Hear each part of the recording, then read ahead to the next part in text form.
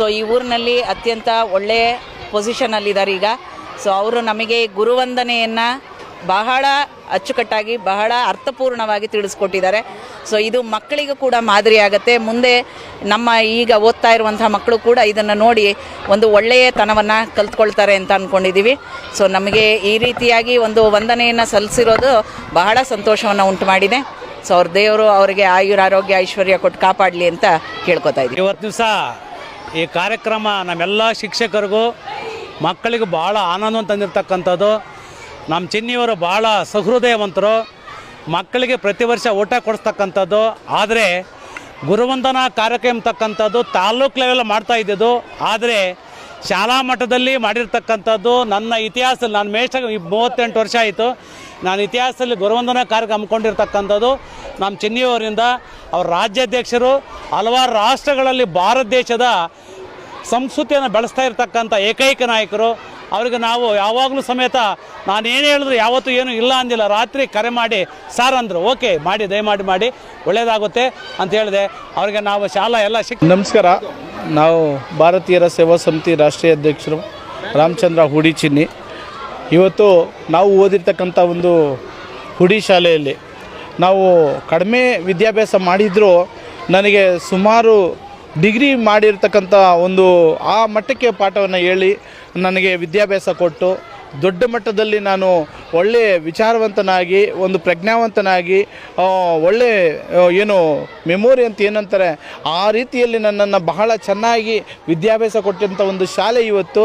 ಕೇವಲ ನಾನು 7ನೇ ತರಗತಿ ವಿದ್ಯಾಭ್ಯಾಸ ಮಾಡಿದೆ ಇವತ್ತು ಇಲ್ಲಿ, ಆದರೆ ಡಬಲ್ ಡಿಗ್ರಿಗಿಂತ ಹೆಚ್ಚು ನನಗೆ ಪ್ರಜ್ಞಾವಂತನಾಗಿ ನಾನು ಬದಲಾವಣೆ ಆಗಿದ್ದೀನಿ. ಆ ರೀತಿಯಲ್ಲಿ ನನಗೆ ಈ ಒಂದು ಹುಡಿ ಶಾಲೆ ಮಾದರಿಯಾಗಿದೆ ನನಗೆ.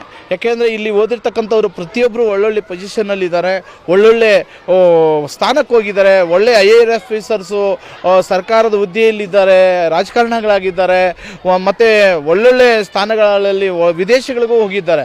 ಇಲ್ಲಿ ಹುಡಿ ಶಾಲೆ ಅಂದರೆ 200 ವರ್ಷಗಳ ಇತಿಹಾಸ ಇದೆ. ಆ ಒಂದು ಶಾಲೆಯಲ್ಲಿ ಓದಿರ್ತಕ್ಕಂಥ ನಾನು ಇವತ್ತು ಪ್ರತಿ ವರ್ಷ ನಾವು ಸರಸ್ವತಿ ಪೂಜೆಗೆ ಊಟದ ವ್ಯವಸ್ಥೆ ಮಾಡ್ತೀವಿ. ನಾನು ಇರೋವರೆಗೂ ನಮ್ಮ ಹುಡಿ ಶಾಲೆಗೆ ಸರಸ್ವತಿ ಪೂಜೆಗೆ ಊಟದ ವ್ಯವಸ್ಥೆ ನಾವು ಮಾಡ್ತೀವಿ ನಾವು ಅಂಥೇಳಿ. ನಾನು ಹೋದರೂ ನಮ್ಮ ಮಕ್ಕಳು ಸಹ ಇದನ್ನು ಕಾರ್ಯಕ್ರಮವನ್ನು ಮುಂದುವರಿಸ್ಕೊಂಡು ಹೋಗ್ತಾರೆ. ಜೊತೆಗೆ ಭಾರತೀಯರ ಸೇವಾ ಸಮಿತಿ ವತಿಯಿಂದ ಹಲವಾರು ಯೋಜನೆಗಳನ್ನು ಈ ಶಾಲೆಗಾಗಿ ನಾವು ಕೊಡುಗೆ ಕೊಟ್ಟಿದ್ದೀವಿ, ಇನ್ನೂ ಕೊಡ್ತೀವಿ ಕೂಡ. ಯಾಕೆಂದರೆ ನಾವು ಎಲ್ಲಿಂದ ಬಂದಿದ್ದೀವಿ ಮೂಲ ಅಲ್ಲಿ ನಾವು ಸರಿಯಾಗಿ ನಾವು ತಿಳ್ಕೊಂಡಿಲ್ಲ ಅಂದರೆ, ಅದಕ್ಕೆ ಕೃತಜ್ಞತೆ ಕೊಟ್ಟಿಲ್ಲ ಅಂದರೆ ದೇವರು ನನ್ನ ಮೆಚ್ಚಲ್ಲ ನಮಗೆ. ಆ ಒಂದು ಕಾರಣದಿಂದ ಇವತ್ತು ನಮ್ಮ ಶಿಕ್ಷಕರಿಗೆ ಏನು ಗುರುವಂದನಾ ಕಾರ್ಯಕ್ರಮವನ್ನು ಭಾರತೀಯರ ಸೇವಾ ಸಮಿತಿ ಹಾಗೂ ಭೀಮಸೇನ ನನ್ನ ಸಹೋದರ ಶ್ರೀಕಾಂತ್ ರಾವಣ್ಣ ಅವರು ಇವರೆಲ್ಲರೂ ಸೇರಿ ಇವತ್ತು ಗುರುವಂದನಾ ಕಾರ್ಯಕ್ರಮವನ್ನು ಬಹಳ ಅರ್ಥಪೂರ್ಣವಾಗಿ ಮಾಡಿದ್ದೀವಿ. ನಮ್ಮ ಶಾಲೆಯ ಮೇಡಮ್ ಅವ್ರಿಗೆ ಏನು ಶಿಕ್ಷಕಿಯರು ಇದ್ದಾರೆ ಅವರಿಗೆ ಮಡಿಲು ತುಂಬುವಂಥ ಕೆಲಸ, ಅಣ್ಣ ತಮ್ಮಂದರಾಗಿ ಒಂದು ಅರ್ಶಿನ ಕುಂಕುಮ ಕೊಡೋದ್ರ ಮೂಲಕ ಒಂದು ಮಡಿಲು ತುಂಬುವಂಥ ಕೆಲಸನೂ ಸಹ ಇವತ್ತು ಮಾಡಿದ್ದೀವಿ. ಅವರು ಇನ್ನೂ ಆರೋಗ್ಯ ಭಾಗ್ಯ ದೇವರು ಅವ್ರ ಮಕ್ಕಳಿಗೆ ಕೊಡಿಸಲಿ, ಅವ್ರ ಕುಟುಂಬಕ್ಕೆ ಒಳ್ಳೆಯದಾಗಲಿ. ಮತ್ತು ಶಿಕ್ಷಕರಾದ ನಮ್ಮ ಸಾಹೇಬರು ಮುನಿಕೃಷ್ಣಪ್ಪನವರು, ವೆಂಕಟಪ್ಪಣ್ಣವರು ಮತ್ತು ನಮ್ಮ ಟೀಚರ್ಸ್ ಎಲ್ಲ ತುಂಬ ಗೌರವದಿಂದ ನಡ್ಕೊತಾರೆ. ಶಾಲೆ ಮಕ್ಕಳಲ್ಲಿ ಬಹಳ ವಿಶೇಷವಾಗಿ ಪ್ರೀತಿಯಿಂದ ವಿದ್ಯಾಭ್ಯಾಸ ಮಾಡುವಂಥ ಶಿಕ್ಷಕರು ನಮ್ಮ ಮೂಡಿಗೆ ಬಂದಿರೋದು ನಮ್ಮೆಲ್ಲರ ಪುಣ್ಯ. ಇವ್ರಿಗೆ ಇನ್ನೂ ಆರೋಗ್ಯ ಭಾಗ್ಯ ಕೊಡಲಿ, ಮುಂದಿನ ದಿನಗಳಲ್ಲಿ ಇನ್ನೂ ಅವರ ಸೇವೆ ಮಾಡೋದಕ್ಕೆ ನಮಗೆ ದೇವರು ಶಕ್ತಿ ಆರೋಗ್ಯ ಭಾಗ್ಯ ಕೊಡಲಿ.